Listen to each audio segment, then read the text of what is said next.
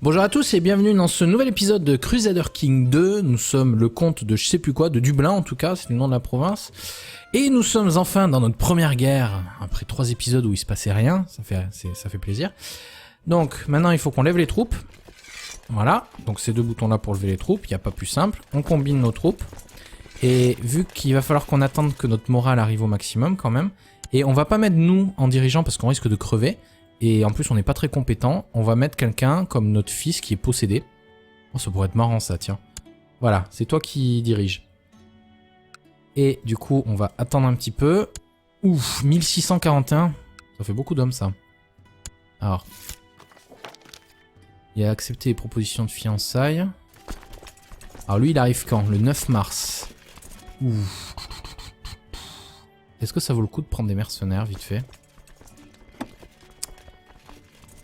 On pourrait en prendre quelques-uns. 100 ça coûte quand même. Ah non, ça c'est des bateaux. Ah, 190. Ils sont trop chers. On peut pas les payer. Comment qu'on pourrait faire ça? Le pape, tu veux pas me donner du fric? Mais il me semblait qu'il y avait un truc pour demander du fric. Pas possible ça. Et ça doit être dans... Ouais, ça doit être dans un DLC Sons of Abraham ou je sais pas quoi. Bon, et lui, il a rejoint la guerre ou pas? Pas encore, en tout cas. Je lui ai bien envoyé un appel aux armes. Ah, réponse dans 5 jours. On va voir ça dans 5 jours, du coup. La bataille va commencer.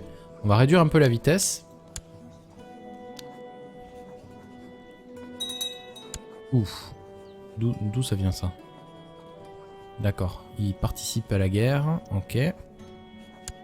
Donc, première bataille. Et un jour plus tard... Yes! Évidemment qu'il nous rejoint. Par contre, lui, il nous rejoint pas. Espèce d'enfoiré. Bon alors, première bataille. Il n'y a pas tant que ça d'écart. On a dérouté d'ailleurs son flanc. Donc, on va avoir un bonus d'attaque de flanc.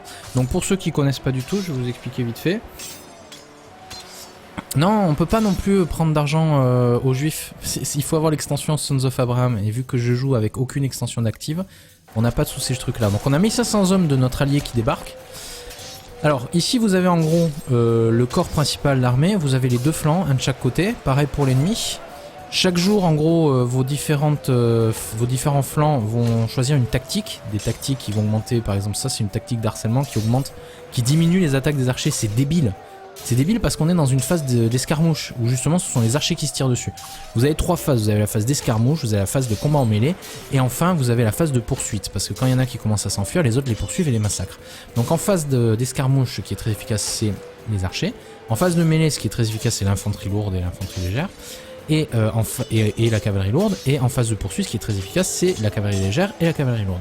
Et on retrouve ici la composition de l'armée. Et les piquiers, il me semble qu'ils sont assez efficaces contre justement la cavalerie ennemie.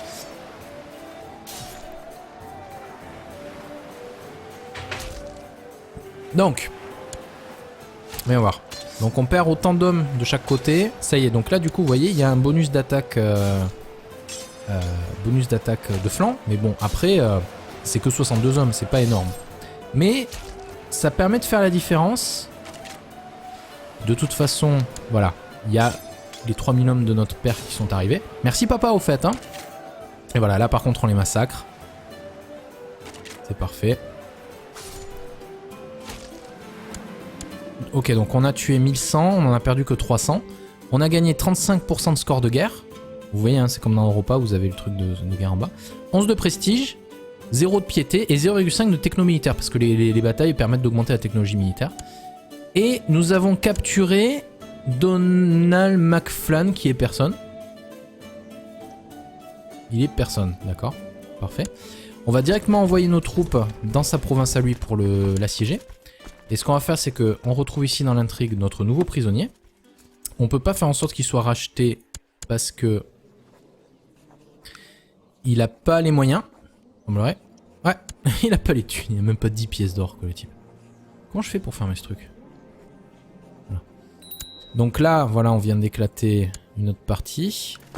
En fait, ce qui s'est passé, c'est pendant que je regardais le reste, on est arrivé, on lui a éclaté, hop, il a réussi à s'enfuir, donc il est reparti. Mais là, comme vous pouvez le voir, il peut même pas de toute façon assiéger. Mais on y va histoire de finir ses hommes, hein, histoire que... Voilà. Ok, 0, c'est parfait. Donc maintenant on y va. Le seul truc dont il faut qu'on s'inquiète maintenant, c'est que le duc qui a rejoint la guerre se décide peut-être à venir participer. Mais bon, avec nos 3000 hommes, je pense que c'est pas un problème. Alors, est-ce que vous voulez que j'explique plus en détail? Je demande dans le chat, hein, n'hésitez pas à me le dire. Est-ce que vous voulez que j'explique plus en détail les combats? Après, moi je les maîtrise pas non plus sur le bout des doigts. Hein.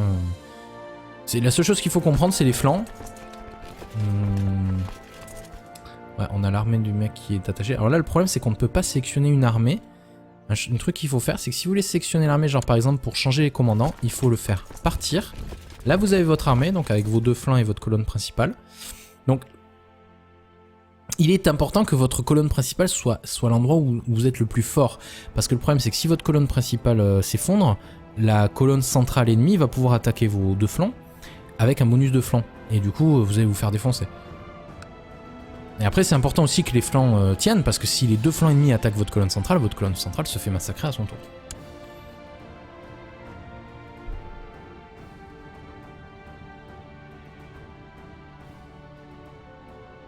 Donc maintenant, il s'agit de assiéger. Alors, comment se passe le siège?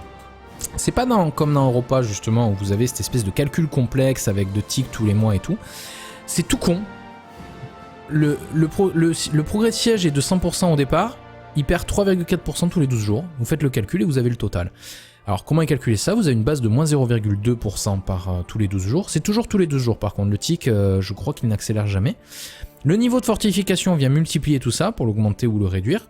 Vous avez le fait d'avoir un sous-nom, donc plus vous êtes nombreux, plus le siège ennemi se produira rapidement. Et la technologie vient l'accélérer aussi. Vous avez un bouton ici qui permet de faire un assaut. Il faut attendre pendant un certain nombre de jours, c'est-à-dire en l'occurrence 64, le temps de préparer les dispositifs d'assaut, pour réaliser un assaut sur un truc ennemi. Par contre, quand vous faites un assaut, vous allez perdre beaucoup de troupes. Donc un conseil, si vous voulez que les assauts se passent bien, ayez tout le temps au moins 10 fois la garnison ennemie. C'est-à-dire que là, par exemple, avec 1000 hommes en défense, il faudrait qu'on ait au moins 10 000. Moi, j'aurais même tendance à le faire à 15 000 troupes pour assiéger. Parce qu'on va en perdre beaucoup moins. On va arriver à gagner le siège beaucoup plus vite et ce sera beaucoup mieux. Oh, des thunes! Cool. Donc, le truc, c'est quand on assiège une province, on assiège en premier la capitale. Et vous allez voir qu'ici, il va y avoir un autre bouclier qui va se mettre, ça va être le nôtre, qui va symboliser le fait que nous contrôlions la capitale. Et nous allons voir le terrain qui va être strié. Oups là. Le machin de Sildara tente d'usurper mon titre. Son chancelier bourgmestre de Sildara se trouverait à Dublin. Ah bah tiens, c'est lui, il avait envoyé son chancelier pour fabriquer une revendication sur le mien. Pour trouver des documents de soutien, blablabla. Alors soit je fais en sorte d'éclater le mec, soit j'essaie de le soudoyer. Bof. Non, je m'en fous, il peut faire une revendication, l'autre il va perdre son titre dans la minute. Donc du coup, comme... Non, il a pas encore eu sa revendication. Ok. Il devrait l'avoir, ça devrait arriver rapidement après.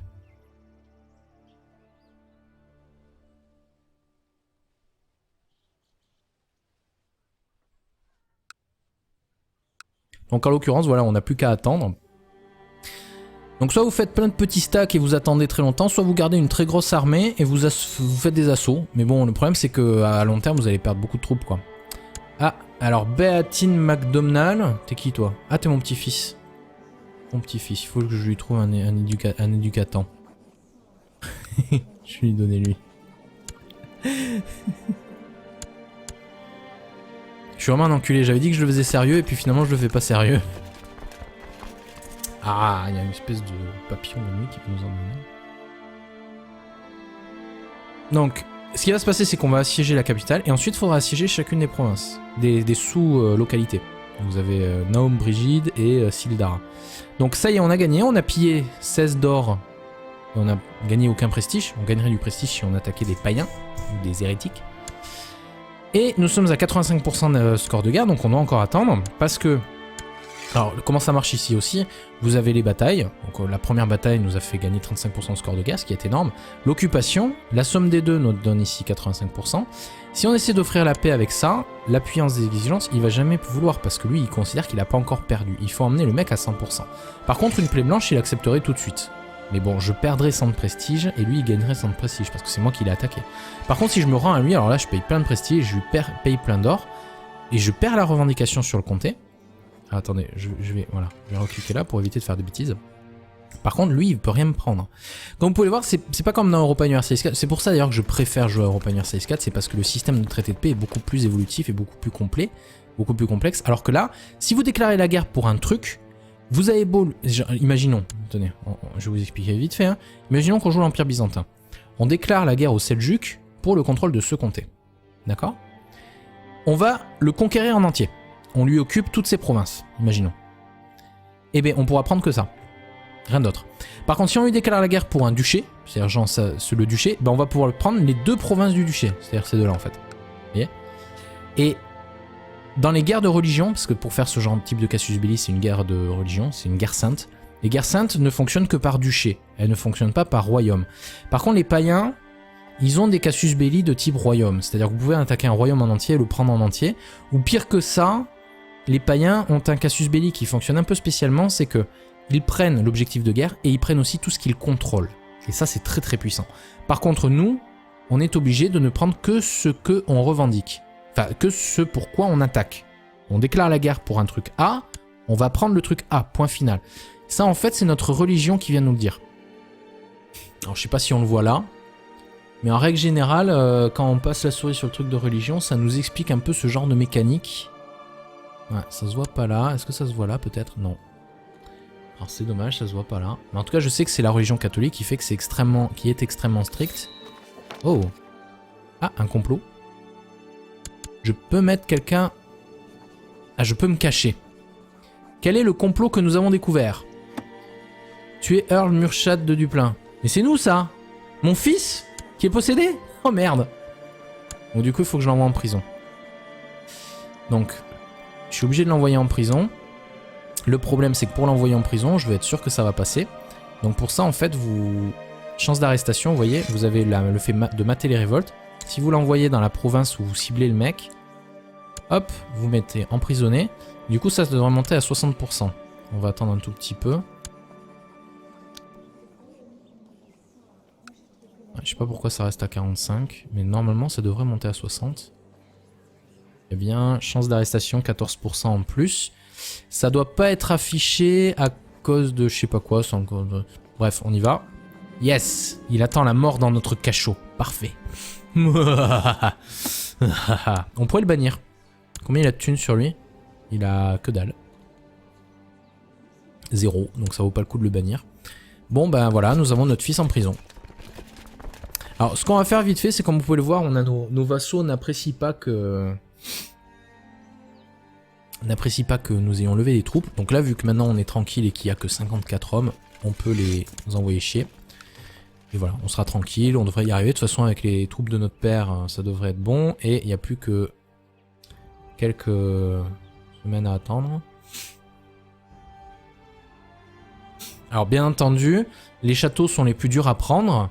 Les villes sont les plus faciles à prendre. Ça dépend après des bâtiments qui sont construits à l'intérieur. C'est les fortifications de la cité qui viennent influencer le niveau de fortification et qui viennent influencer la vitesse des sièges, tout simplement.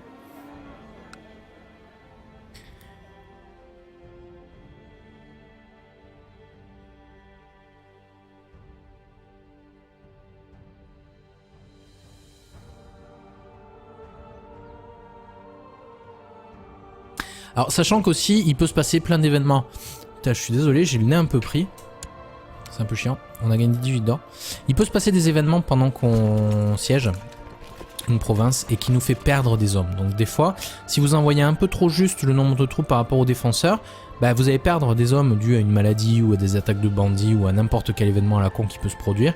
Et à ce moment-là, vous allez passer sous la limite du siège et du coup, vous n'allez plus pouvoir assiéger parce qu'il faut forcément avoir plus d'hommes que ce qu'il y a à l'intérieur pour arriver à faire le siège. Alors, j'ai conscience que c'est pas très logique parce que je veux dire, peu importe le nombre d'hommes qu'il y a à l'intérieur ou à l'extérieur, à un moment, un siège, c'est le fait de les isoler, de les bloquer. Mais bon, d'un autre côté, on peut se dire que s'il y a moins d'hommes à l'extérieur, les mecs à l'intérieur peuvent faire une sortie et gagner, quoi. Mais il n'y a pas de système de sortie en tant que tel. Ils l'ont mis dans Europa dans le dernier patch.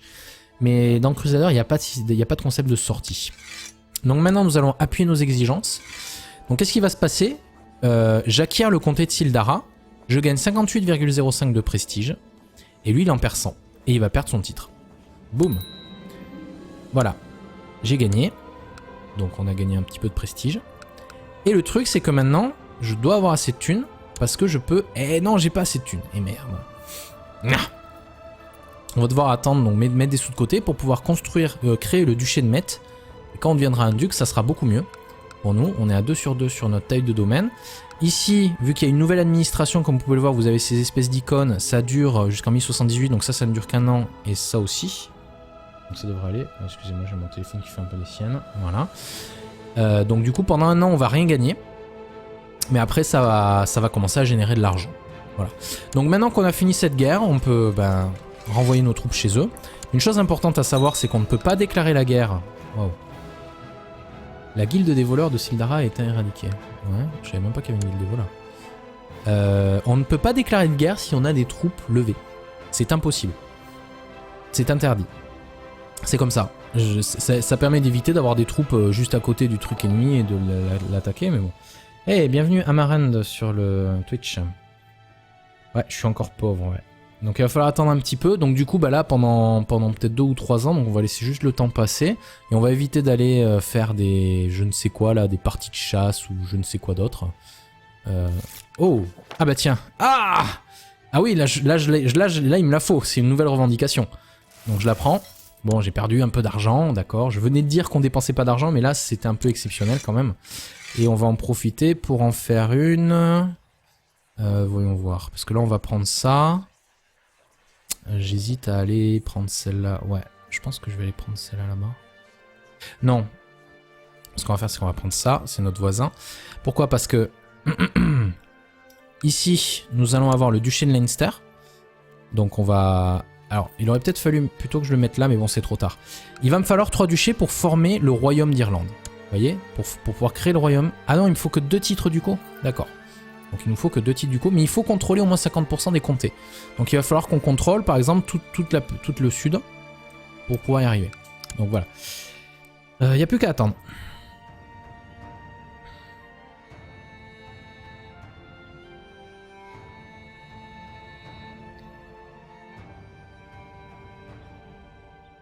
Il n'y a plus qu'à attendre et surtout ne rien faire d'autre. Donc on va attendre que Sildara...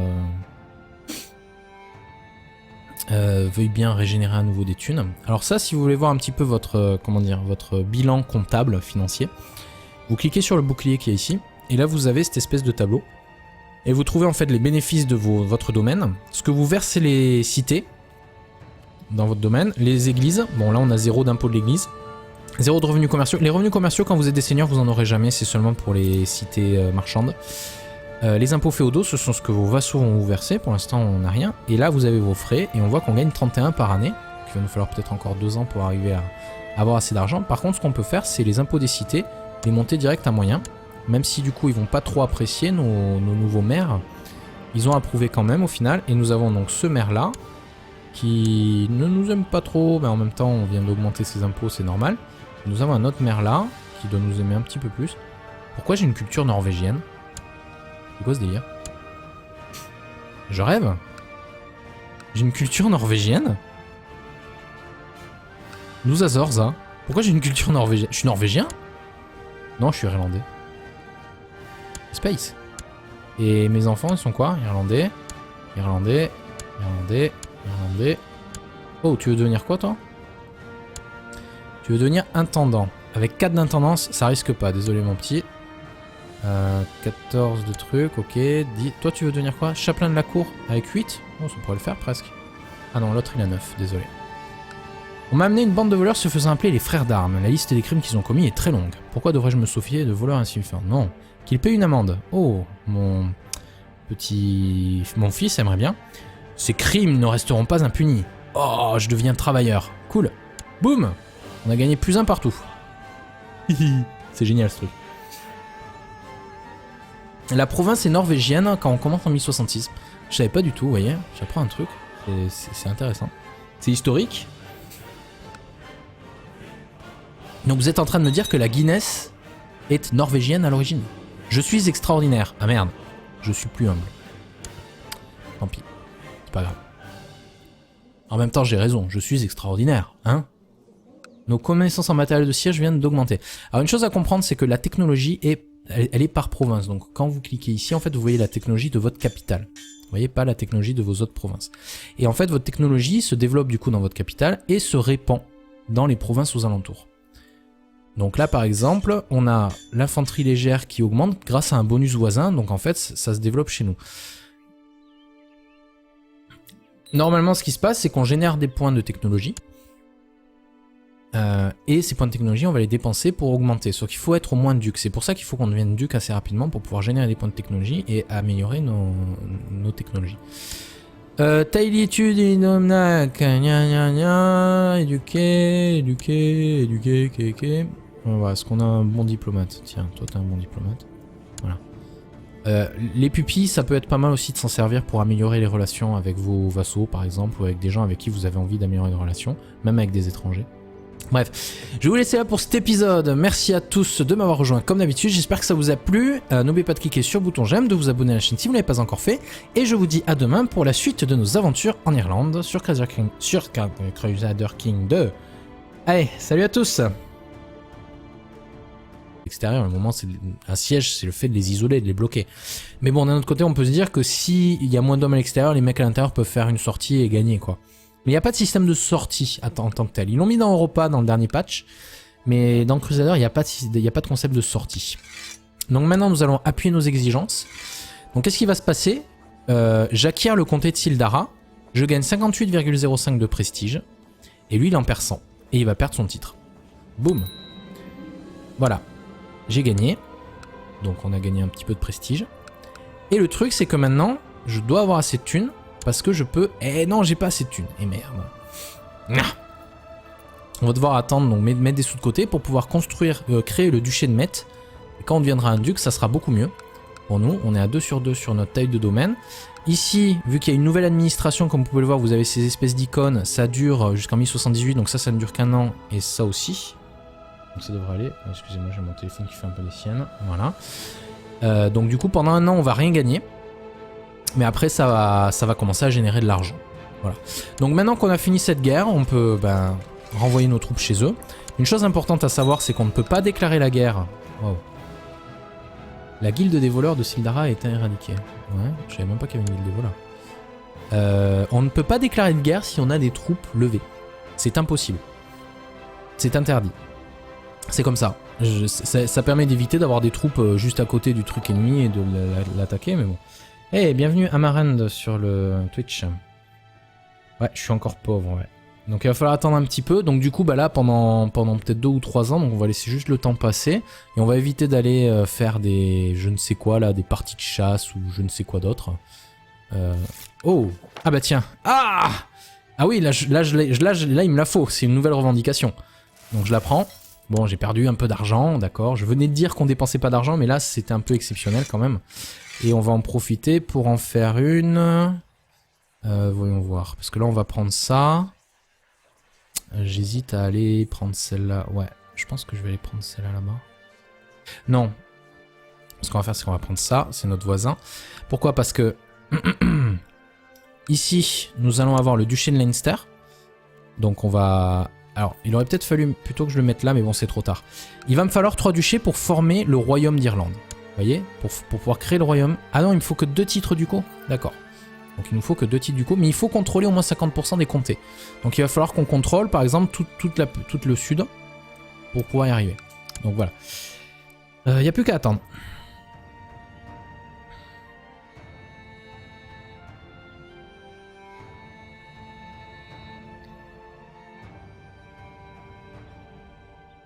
Il n'y a plus qu'à attendre et surtout ne rien faire d'autre. Donc on va attendre que Sildara veuille bien régénérer à nouveau des thunes. Alors ça, si vous voulez voir un petit peu votre, votre bilan comptable financier, vous cliquez sur le bouclier qui est ici, et là vous avez cette espèce de tableau.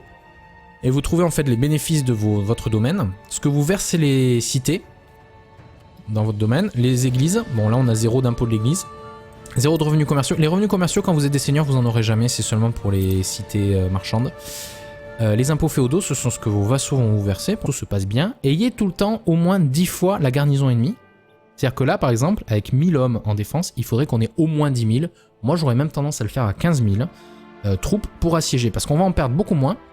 On va arriver à gagner le siège beaucoup plus vite et ce sera beaucoup mieux. Oh, des thunes! Cool. Donc le truc c'est que quand on assiège une province, on assiège en premier la capitale, et vous allez voir qu'ici il va y avoir un autre bouclier qui va se mettre, ça va être le nôtre, qui va symboliser le fait que nous contrôlions la capitale, et nous allons voir le terrain qui va être strié. Oups là. Le machin de Sildara tente d'usurper mon titre. Son chancelier bourgmestre de Sildara se trouverait à Dublin. Ah bah tiens, c'est lui, il avait envoyé son chancelier pour fabriquer une revendication sur le mien.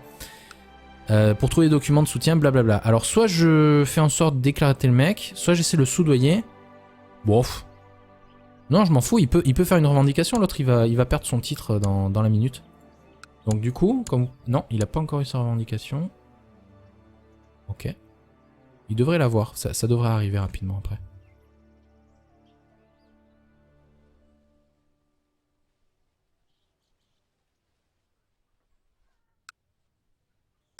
Donc en l'occurrence, voilà, on n'a plus qu'à attendre. Donc soit vous faites plein de petits stacks et vous attendez très longtemps, soit vous gardez une très grosse armée et vous faites des assauts. Mais bon, le problème c'est qu'à long terme, vous allez perdre beaucoup de troupes, quoi. Ah, alors Beatine MacDomnall, t'es qui toi? Ah, t'es mon petit-fils. Mon petit-fils, il faut que je lui trouve un éducatant. Je vais lui donner lui. Je suis vraiment un enculé, j'avais dit que je le faisais sérieux et puis finalement je le fais pas sérieux. Ah, il y a une espèce de papillon de nuit qui peut nous emmener. Donc, ce qui va se passer, c'est qu'on va assiéger la capitale et ensuite il faudra assiéger chacune des provinces, des sous-localités. Vous avez Naum Brigide et Sildara. Donc ça y est, on a gagné, on a pillé 16 d'or et on a gagné aucun prestige. On gagnerait du prestige si on attaquait des païens ou des hérétiques. Et nous sommes à 85% de score de guerre, donc on doit encore attendre parce que... Alors, comment ça marche ici aussi? Vous avez les batailles. Donc, la première bataille nous a fait gagner 35% de score de guerre, ce qui est énorme. L'occupation, la somme des deux nous donne ici 85%. Si on essaie d'offrir la paix avec ça, l'appuyance des exigences, il va jamais vouloir parce que lui, il considère qu'il n'a pas encore perdu. Il faut emmener le mec à 100%. Par contre, une plaie blanche, il accepterait tout de suite. Mais bon, je perdrais 100 de prestige et lui, il gagnerait 100 de prestige parce que c'est moi qui l'ai attaqué. Par contre, si je me rends à lui, alors là, je paye plein de prestige, je lui paye plein d'or et je perds la revendication sur le comté. Ah, attendez, je vais recliquer là pour éviter de faire des bêtises. Par contre, lui, il peut rien me prendre. Comme vous pouvez le voir, c'est pas comme dans Europa Universalis 4. C'est pour ça d'ailleurs que je préfère jouer à Europa Universalis 4. C'est parce que le système de traité de paix est beaucoup plus évolutif et beaucoup plus complet, beaucoup plus complexe. Alors que là, si vous déclarez la guerre pour un truc, vous avez beau... Imaginons, tenez, je vais vous expliquer vite fait. Hein. Imaginons qu'on joue l'Empire byzantin. On déclare la guerre aux Seljuks pour le contrôle de ce comté. D'accord? On va le conquérir en entier. On lui occupe toutes ses provinces, imaginons. Eh bien, on pourra prendre que ça. Rien d'autre. Par contre, si on lui déclare la guerre pour un duché, c'est-à-dire genre le duché, ben on va pouvoir prendre les deux provinces du duché. C'est-à-dire ces deux-là, en fait. Vous voyez? Et dans les guerres de religion, parce que pour faire ce genre de type de casus belli, c'est une guerre de religion, c'est une guerre sainte. Les guerres saintes ne fonctionnent que par duché. Bonjour à tous et bienvenue dans ce nouvel épisode de Crusader King 2. Nous sommes le comte de je sais plus quoi, de Dublin en tout cas, c'est le nom de la province. Et nous sommes enfin dans notre première guerre, après 3 épisodes où il se passait rien, ça fait plaisir. Donc maintenant il faut qu'on lève les troupes. Voilà, donc ces deux boutons là pour lever les troupes, il n'y a pas plus simple. On combine nos troupes. Et vu qu'il va falloir qu'on attende que notre morale arrive au maximum quand même, et on va pas mettre nous en dirigeant parce qu'on risque de crever. Et en plus, on n'est pas très compétent. On va mettre quelqu'un comme notre fils qui est possédé. Oh, ça pourrait être marrant, ça, tiens. Voilà, c'est toi qui dirige. Et du coup, on va attendre un petit peu. Ouf, 1641. Ça fait beaucoup d'hommes, ça. Alors. Il a accepté les propositions de fiançailles. Alors lui, il arrive quand? Le 9 mars. Ouf. Est-ce que ça vaut le coup de prendre des mercenaires, vite fait? On pourrait en prendre quelques-uns. 100, ça coûte quand même. Ah non, ça c'est des bateaux. Ah, 190. Ils sont trop chers. On peut pas les payer. Comment qu'on pourrait faire ça? Le pape, tu veux pas me donner du fric?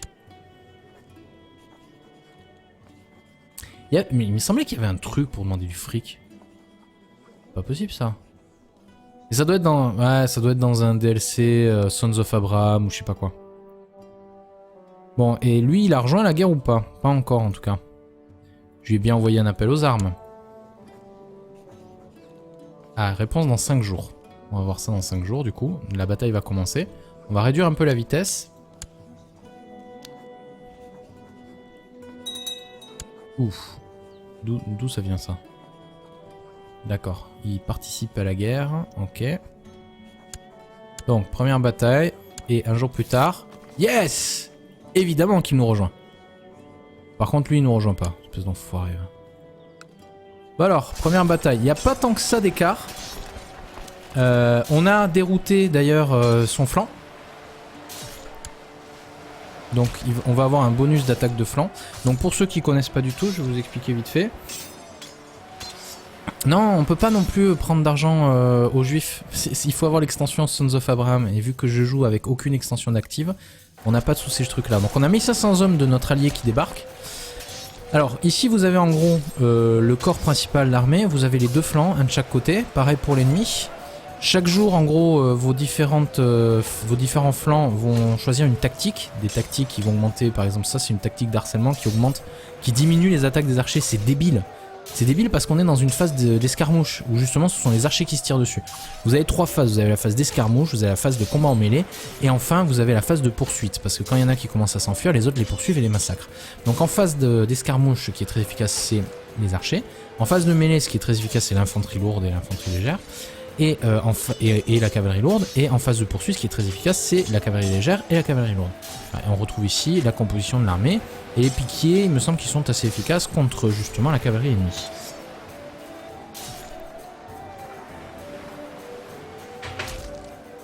Donc, voyons voir.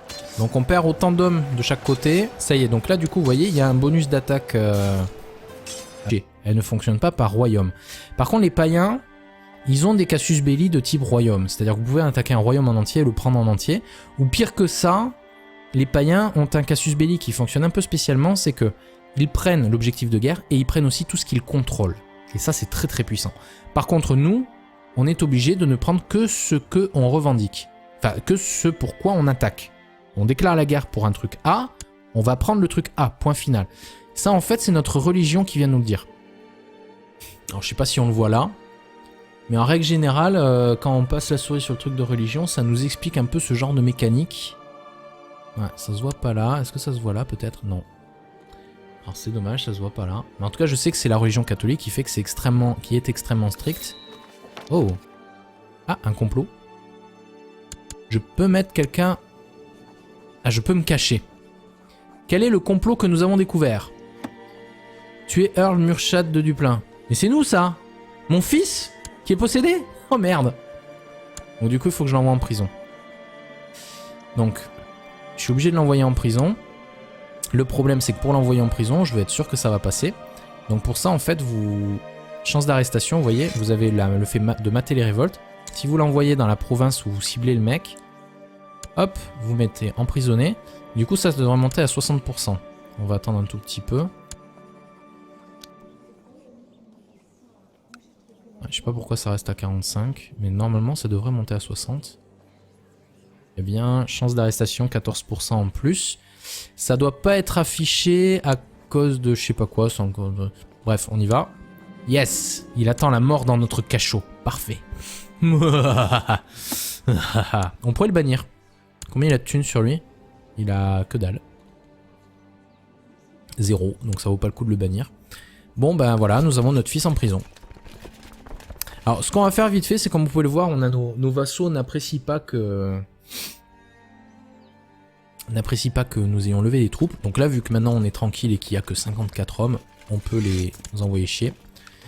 Et voilà, on sera tranquille, on devrait y arriver. De toute façon, avec les troupes de notre père, ça devrait être bon. Et il n'y a plus que quelques semaines à attendre.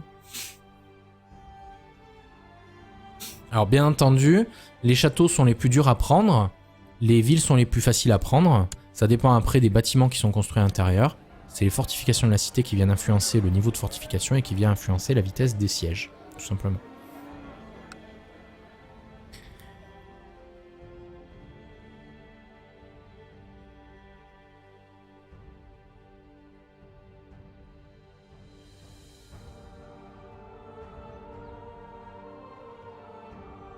Alors sachant qu'aussi il peut se passer plein d'événements.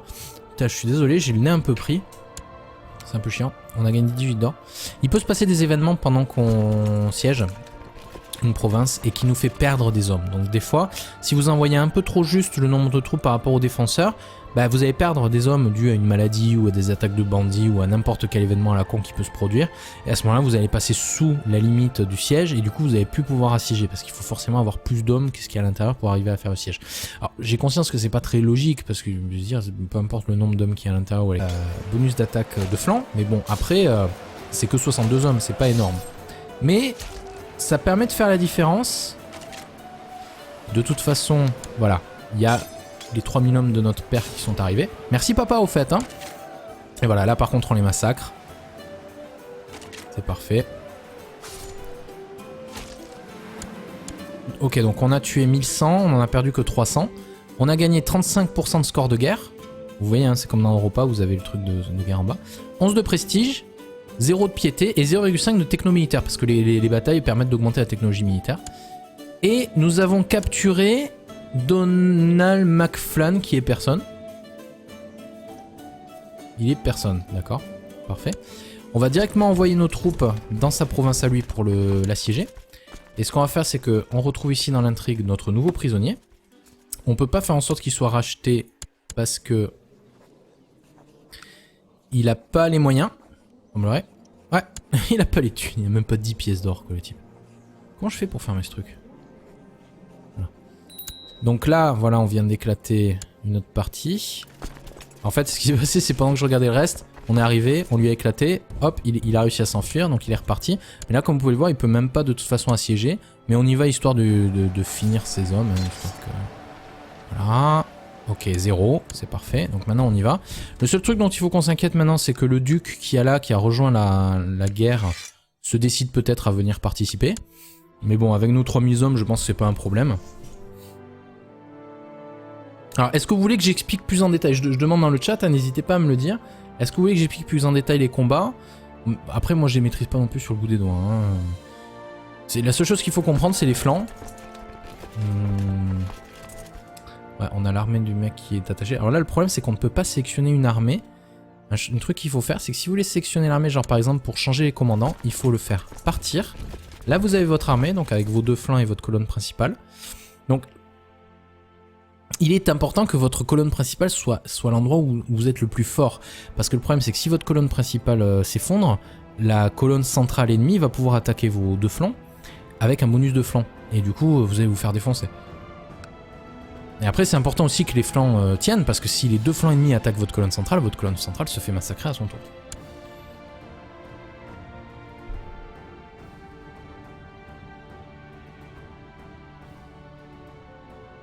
Donc maintenant, il s'agit de assiéger. Alors, comment se passe le siège?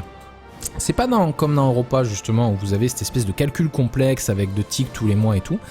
C'est tout con. Le progrès de siège est de 100% au départ. Il perd 3,4% tous les 12 jours. Vous faites le calcul et vous avez le total. Alors comment est calculé ça? Vous avez une base de moins 0,2% par tous les 12 jours. C'est toujours tous les 12 jours par contre. Le tic, je crois qu'il n'accélère jamais. Le niveau de fortification vient multiplier tout ça pour l'augmenter ou le réduire. Vous avez le fait d'avoir un sous-nom. Donc plus vous êtes nombreux, plus le siège ennemi se produira plus rapidement. Et la technologie vient l'accélérer aussi. Vous avez un bouton ici qui permet de faire un assaut. Il faut attendre pendant un certain nombre de jours, c'est-à-dire en l'occurrence 64, le temps de préparer les dispositifs d'assaut, pour réaliser un assaut sur un truc ennemi. Par contre, quand vous faites un assaut, vous allez perdre beaucoup de troupes. Donc un conseil, si vous voulez que les assauts